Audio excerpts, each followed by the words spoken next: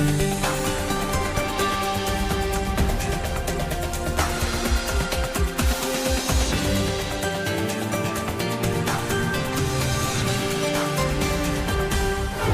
today's World Insight, as China and the U.S. seek to mend relations after the Xi-Biden meeting in San Francisco, what lies ahead for the world's top two economies? An incisive outlook from seasoned Chinese diplomat Cui Tiankai, who used to be the Chinese ambassador to the United States. But it's always extremely important for good communication and coordination at the top level, because interaction and dialogue at the top level gives us the strategic guidance for everything else.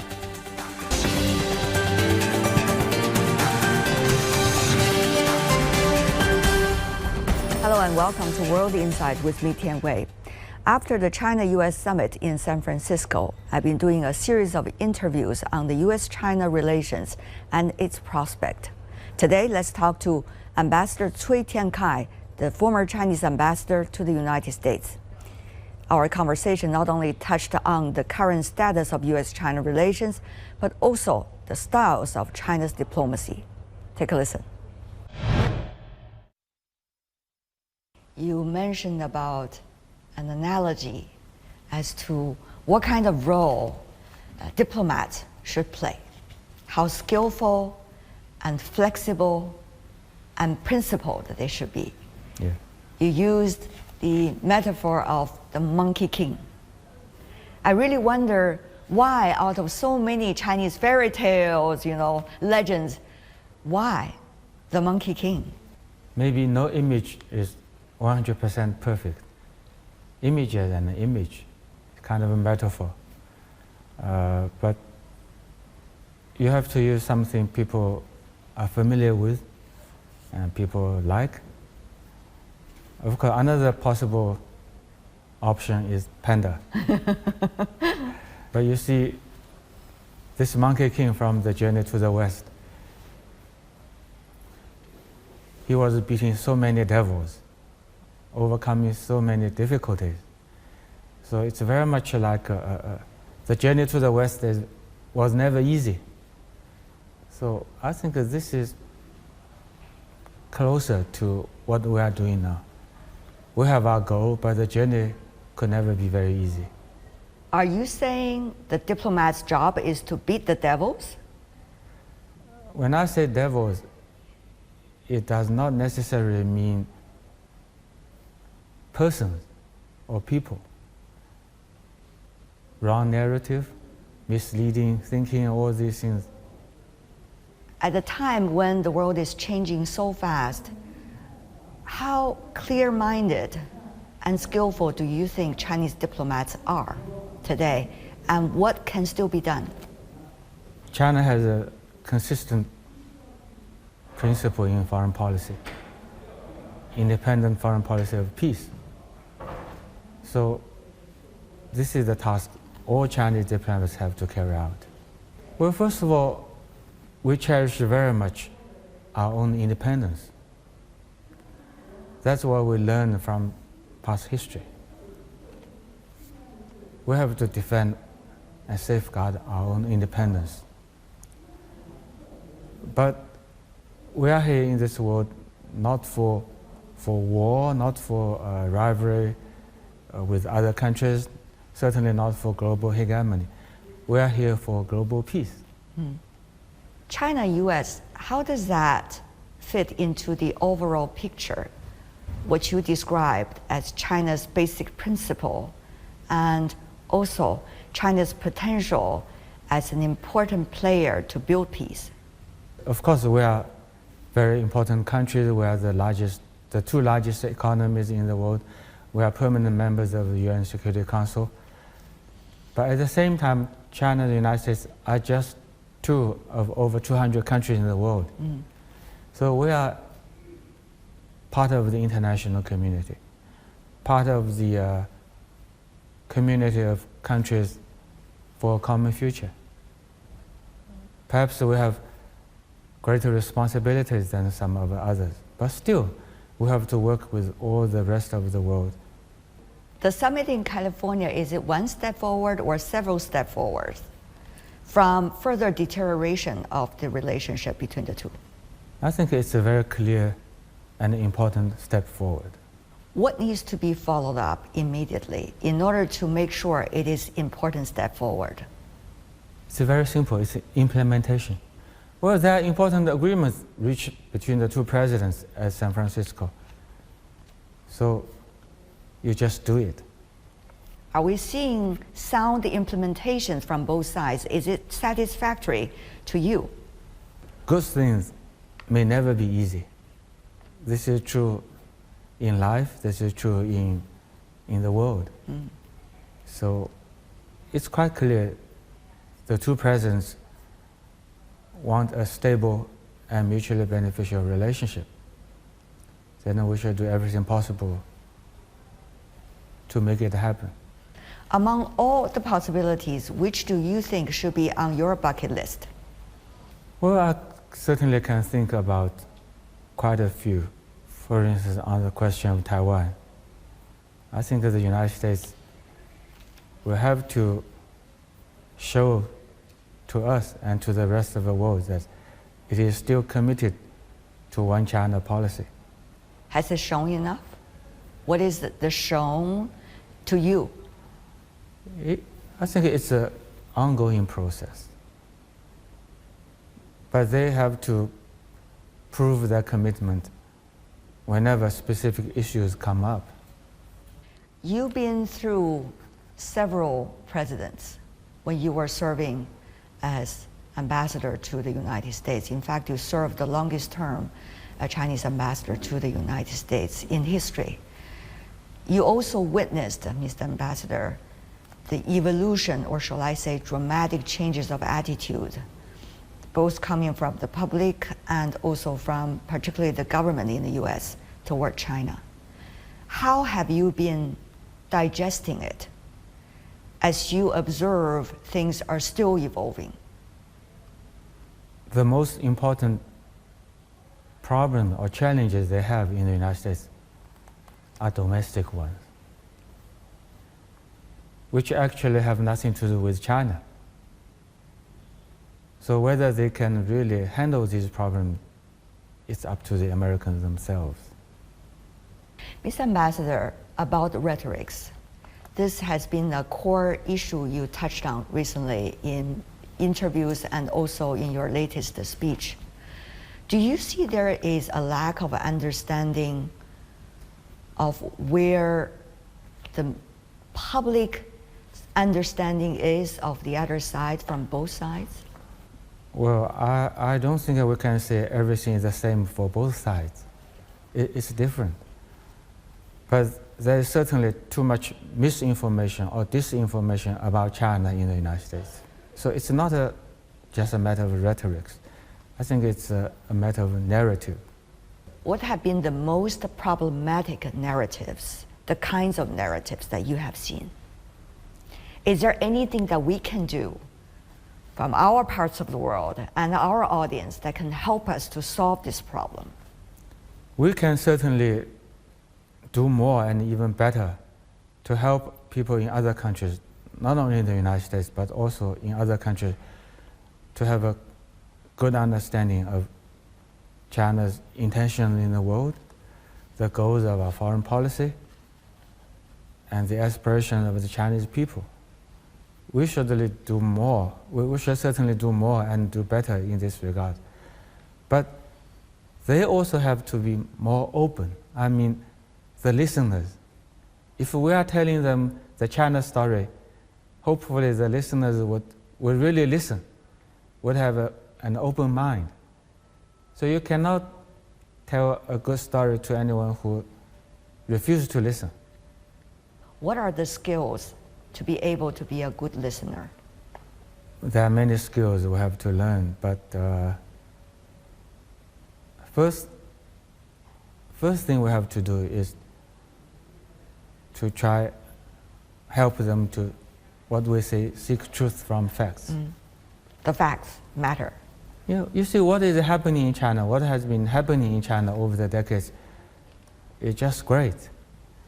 It's so good for the Chinese people. So we just tell them the true story. Let them understand the realities in China and the aspiration of the Chinese people. Just tell them the truth.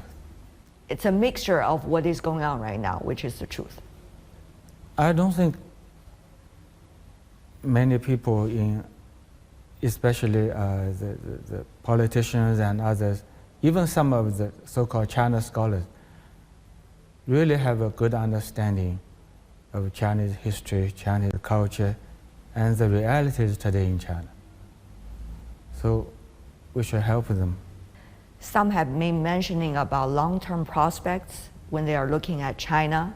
Others have been trying to illustrate the importance to check on facts, for example, numbers. And others have also been indicating there were wrong analogies sometimes being used, even sometimes out of good reasons. Mm-hmm. So out of all of these, do you see a role that we can play to help them? We could invite them to come to China, have a look for themselves. Mm. If they do have an open mind, they will learn. Yeah. Mr. Zheng Bijian, who is the founder of this Understanding China conference, has been talking about three things: understanding China, understanding an evolving world, yeah, and understanding this millennial changes, as many Chinese would say. So how is this, what is the relationship among these three things, and probably even more? We see that after the pandemic, it's not just about calling on the rest of the world to understand China, but also the importance of Chinese to understand an evolving world, which is changing very fast, and also to pin down the real essence of the real changes. So how do you see the relationship among these two? I think, first of all, understanding is a mutual process.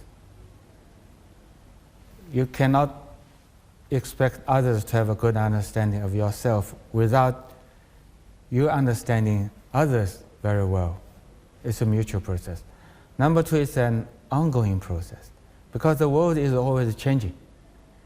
You cannot say, well, today I have a good understanding, then I can do nothing tomorrow.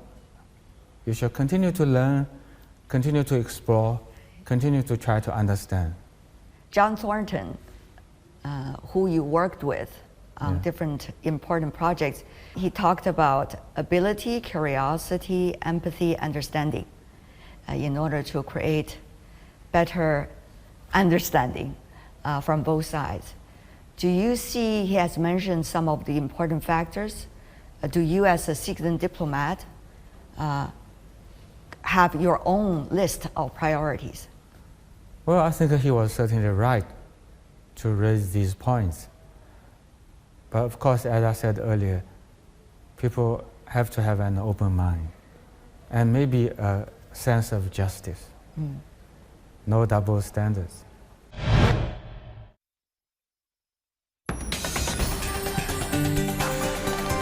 The world is changing fast, taking all our lives with it. But we can change it too, by seeking answers to problems through discussions and debates. On World Insight, I ask direct questions to real people in the know, seek genuine answers, but respect diverse perspectives. Our live global debates tackle the most critical issues head-on. World Insight with Tian Wei go beyond the headlines.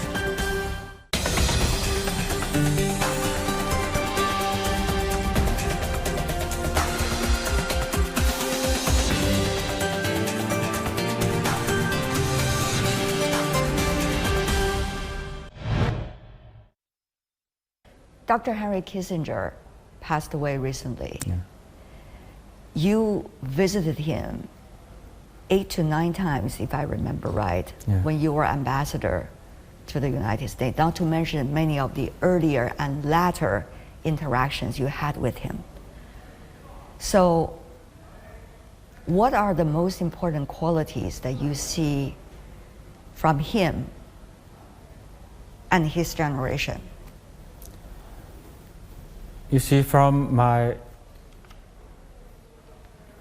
Nantes also meetings with him, I got a very deep impression that he is maybe one of the quite a few Americans who really have a good understanding of Chinese history, Chinese culture, and who are ready to show respect, who are ready to appreciate and listen to us.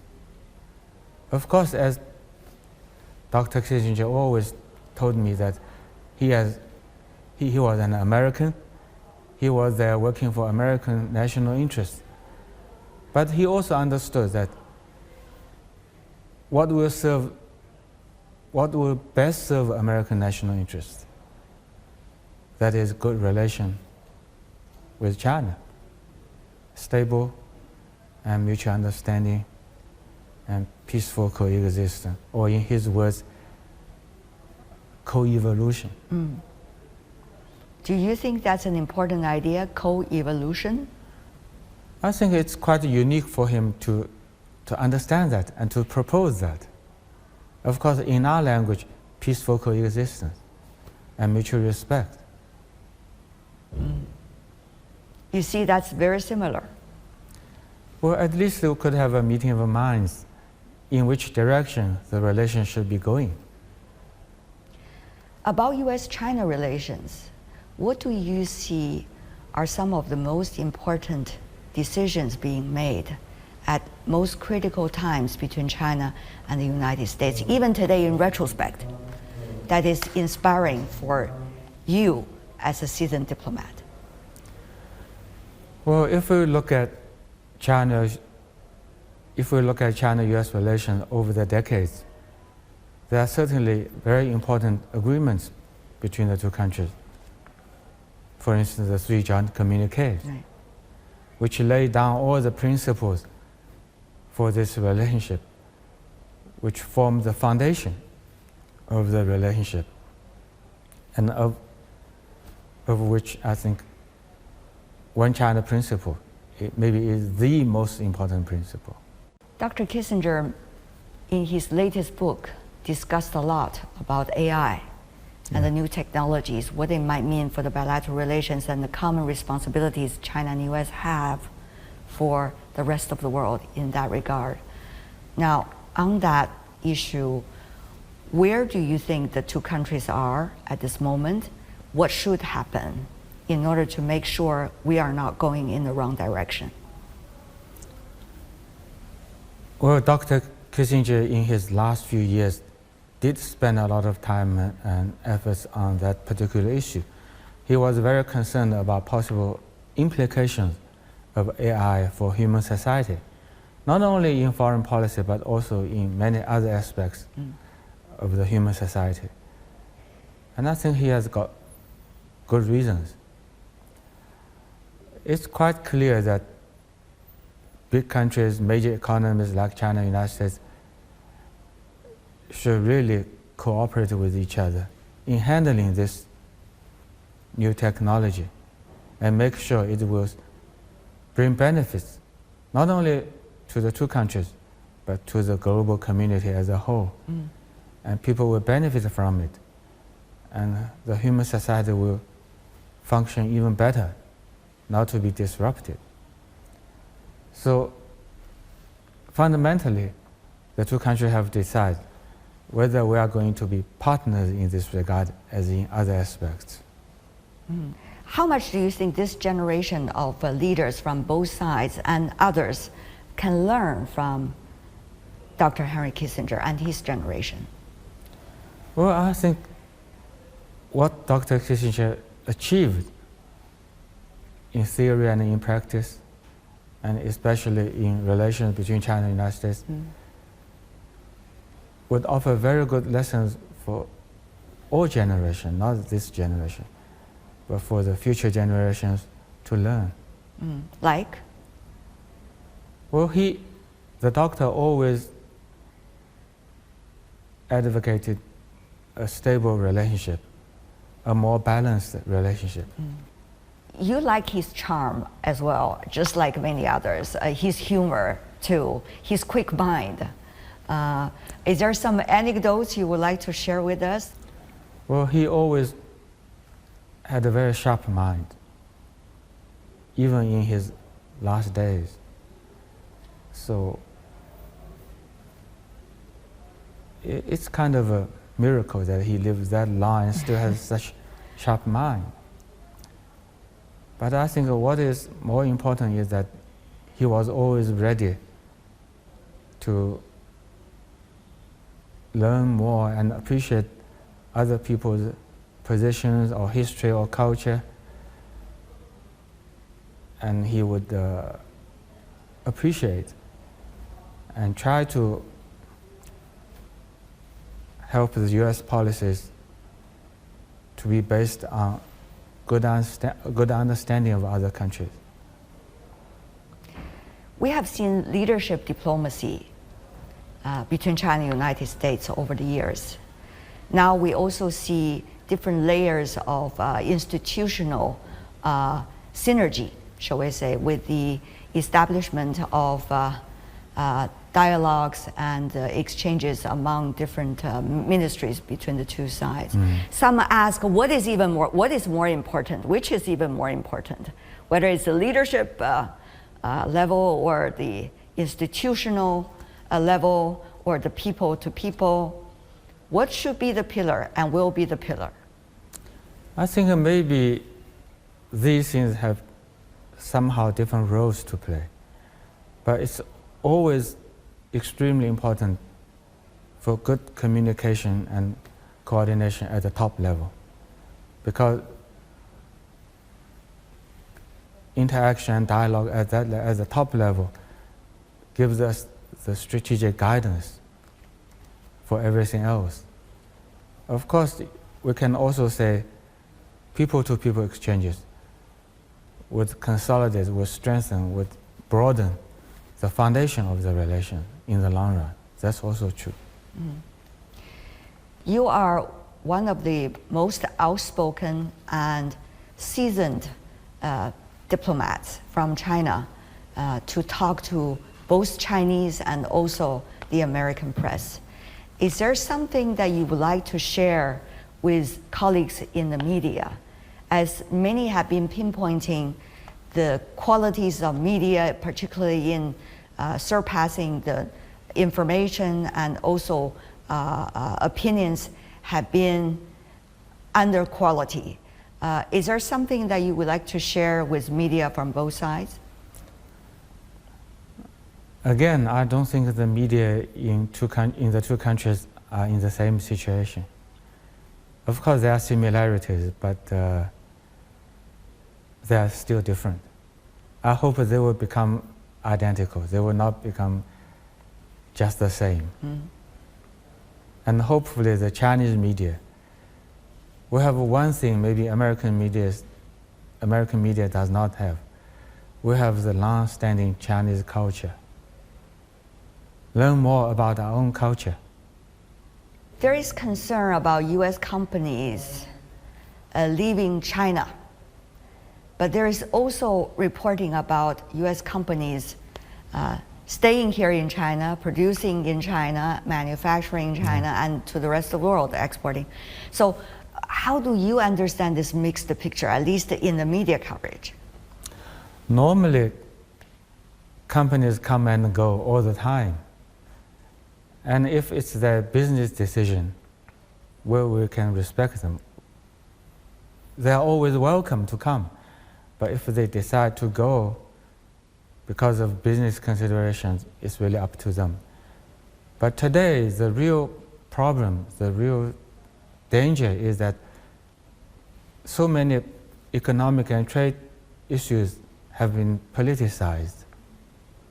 And there's a proliferation in the United States about so-called national security risks or considerations or concerns.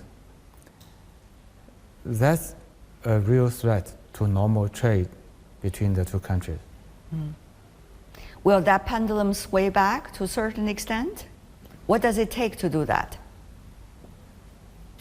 Again, people have to have a good understanding that the trade is mutually beneficial. And they should have a clearly defined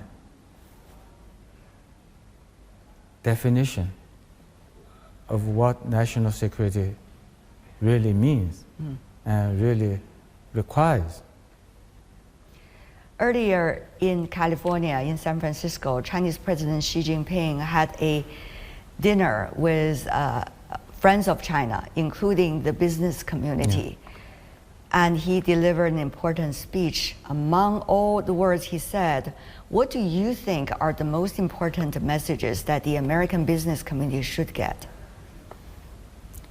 Well, it's quite clear China is still firmly committed to developing a good relationship, to be a partner and a friend of the United States. I think that's the key message. Ambassador Cui, once again, thank you so much. That's my latest conversation with Ambassador Cui Tiankai, the former Chinese ambassador to the United States. With that, we're coming to the end of today's program. Thanks for watching. Bye for now.